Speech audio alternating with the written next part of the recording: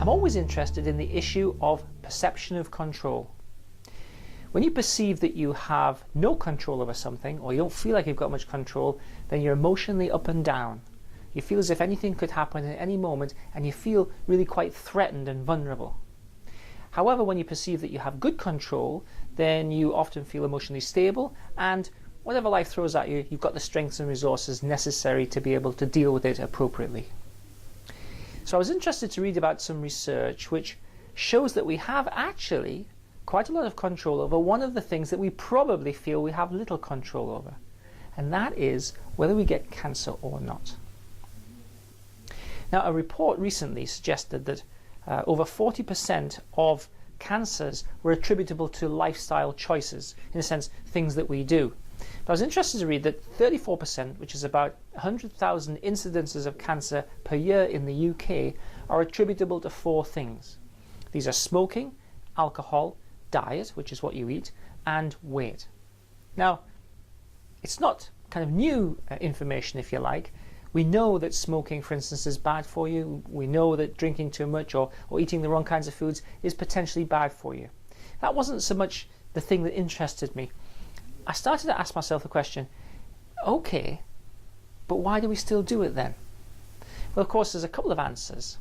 The first one is, I think we have a real tough time in making the link between what we do now and what happens at some point down the line. You know, the cigarette that I smoke today and potential lung cancer in 35 years' time.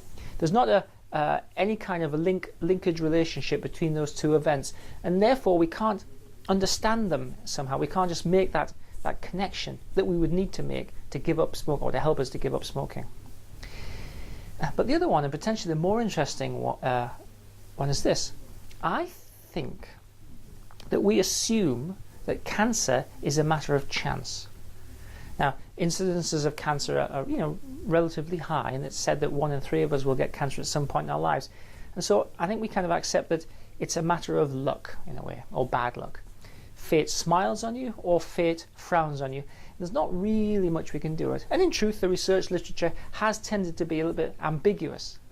So the report I was reading actually suggested that you can stack the odds in your favour, or you can stack the odds against you. So for instance, if you smoke and drink to excess and have a poor diet, you're stacking the odds against yourself. You're making it more likely that you'll get cancer. And of course, if you refrain from smoking and drinking too much and have a reasonable diet, take some exercise, you're stacking the odds in your favour. You're making it less likely that you'll get cancer. So it actually becomes a matter of personal agency, and not exactly personal choice, but it becomes a matter of we have more control over this illness that we don't want to get than we might feel we do. But because we tend to assume that it's a matter of chance or luck or something else, we tend not to exercise that agency. So giving up smoking, drinking appropriately, eating kind of good food, and managing our weight by taking some exercise potentially, all have life-enhancing qualities, and we know that.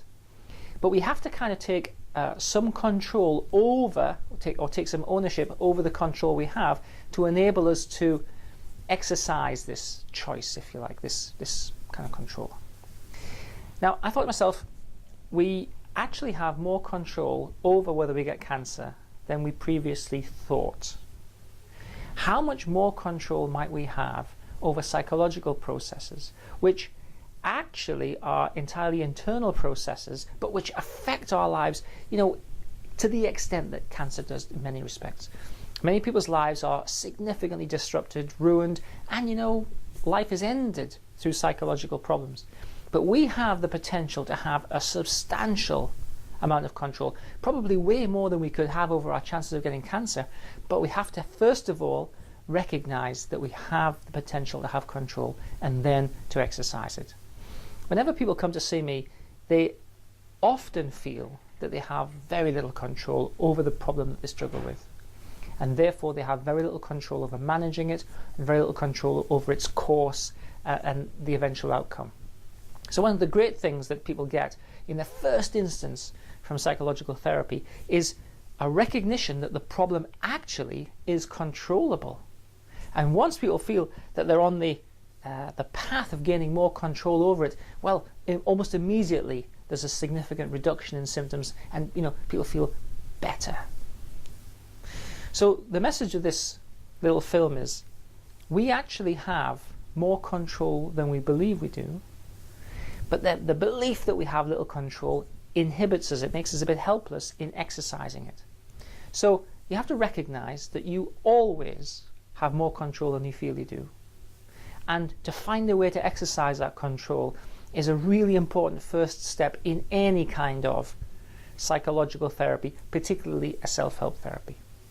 So look in your life for places where you can exert more control and take control of those processes which are perhaps causing you some difficulty.